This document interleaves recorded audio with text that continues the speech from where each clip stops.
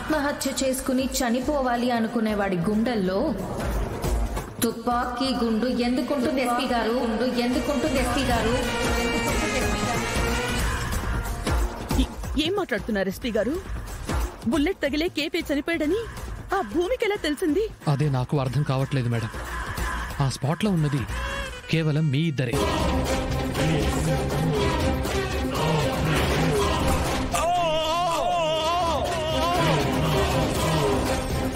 మీరే కేపీని కాల్చి చంపారని స్పాట్లోనే భూమి చూసేలా ఉంటే కేపీ డెడ్ బాడీ ఇంటికి రాకముందే నా పై ఆఫీసర్స్ కి భూమి కంప్లైంట్ ఇచ్చి హంగామా చేసుండేది. అలా చెయ్యలేదు అంటే స్పాట్లో మిమ్మల్ని చూడలేదు అని అర్థం. ఎలా తెలిసింది అని అడిగితే ఎస్పీగా మీరే తెలుసుకోండని నాకే ఛాలెంజ్ విసిరింది.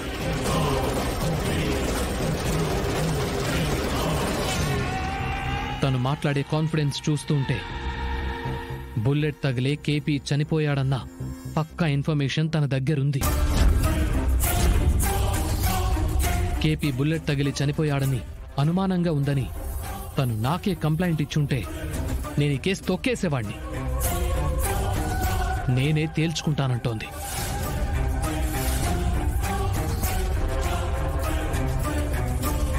గగన్ సపోర్ట్ తీసుకుని నా పై ఆఫీసర్లను కలుస్తుందేమో అని అనుమానంగా ఉంది. ఎందుకైనా మంచిది, మీరు కాస్త జాగ్రత్తగా ఉండండి. ఇది చెప్దామనే వచ్చాను. ఓకే ఎస్పీ గారు, మా జాగ్రత్తలో మేము ఉంటాం. కానీ ఎస్పీ గారు, భూమి మీద మీరు కూడా ఒక కన్నేసి ఉంచండి. తన గురించి ఎప్పటికప్పుడు మాకు తెలియజేస్తూ ఉండండి. షూర్, తప్పకుండా తెలియజేస్తాను. నేను వస్తాను సార్.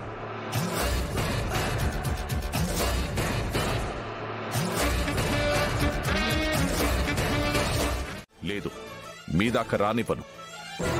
నేను అప్రూవర్గా మారిపోయి మీకేం తెలీదని చెప్తాను. ఎమోషన్లో విచక్షణ కోల్పోతున్నావు బావా. చేసిందంతా నేనే అనగానే చట్టం మిమ్మల్ని నమ్మేదు. చిన్న అనుమానం వచ్చినా చాలు, చివరి వేరు వరకు అది తవ్వుకుంటూ పోతుంది. బావా, నువ్వెక్కడుంటే అక్కడికి నేను వచ్చేయడానికి నేను సిద్ధం బావా. కానీ మనకి సాయం చేసిన పాపానికి ఆ ఎస్పీని ఎందుకు ఇరికించాలనుకుంటున్నావు? అపూర్వ, దీని అంతిమ ఫలితాన్ని నువ్వే సరిగా ఊహించలేకపోతున్నావు. కేపీని చంపి మనం తప్పు చేశాం. మన తప్పుని దాచి ఎస్పీ గారు తప్పు చేశారు. ఏదో ఒకరోజు మనమందరం ఇరుక్కుపోవాల్సిందే. అది కూడా మన శత్రువు భార్య అయిన భూమి వలన.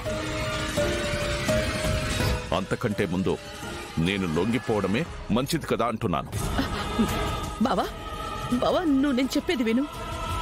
నేనుండగా నన్ను దాటి ఆ భూమి కాదు కదా ఇంకెవరు నిన్ను టచ్ చెయ్యలేరు. నాది బావా హామీ. అనవసరంగా నోరు జారి కేపీని నేనే చంపానని ఇంకెక్కడ చెప్పకు. ఆ రోజు చెప్పనని నా మీద ఒట్టేశావు కదా, గుర్తుందా? ఉంది, కానీ వద్దు బావా ప్లీజ్. కానీ కాబోయేది ఇంకా ఏదో ఉందని నువ్వు లేనిపోనివన్నీ ఊహించుకోకు ప్లీజ్ బావా. నా మీద వేసిన ఒట్టు నిలబెట్టుకో. నీకేం కాకుండా నేను నిలబడతాను.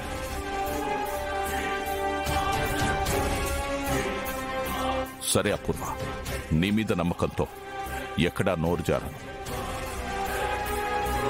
కానీ కేపీ బుల్లెట్ తగిలి చనిపోయాడని భూమికి ఎలా తెలిసింది?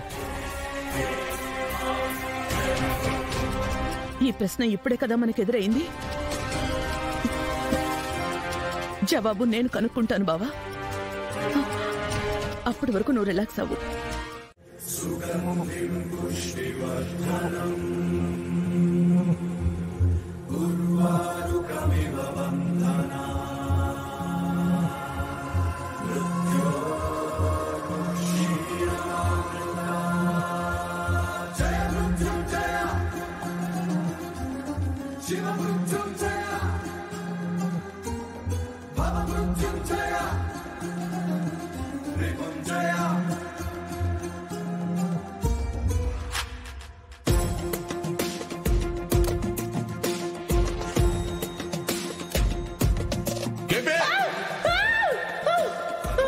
అపూర్వని ఏమైనా చేశావంటే చచ్చిపోతావు.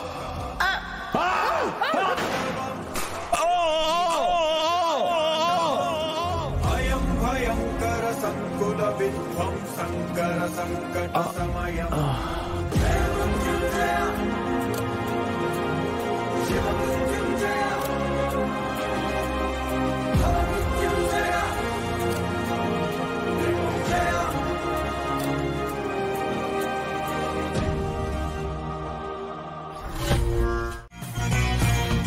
నమస్తే డాక్టర్. నమస్తే డాక్టర్. నమస్తే, కూర్చోండి. గుడ్ న్యూస్ అమ్మా, మీ మావయ్య గారు స్పృహలోకి వచ్చారు.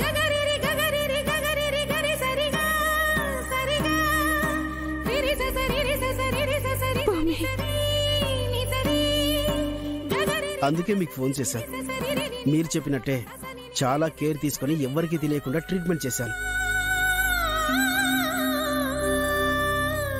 మీరు కావాలంటే డిశ్చార్జ్ చేసి తీసుకెళ్లిపోవచ్చు. వద్దు డాక్టర్, మీ దయ వల్ల మావయ్యని కాపాడుకునే ప్లేస్ ఈ హాస్పిటల్ కి మించింది మరొకటి లేదని నా అభిప్రాయం. బయటికి తీసుకువెళ్ళినా మావయ్యకేం కాదని నమ్మకం వచ్చిన రోజునే మావయ్యని డిశ్చార్జ్ చేసి తీసుకువెళ్తాం. అప్పటిదాకా శ్రమ అనుకోకుండా మీరు ఇక్కడే ఉంచాలి డాక్టర్. ఓకే, నువ్వు ఎలా చెప్తే అలాగమ్మా. ఎందుకంటే నేను ఈ ధైర్యానికి ఆత్మవిశ్వాసానికి ఫ్యాన్ని. పదండమ్మా, మీ మామయ్య గారిని చూద్దురు గాని. రండి.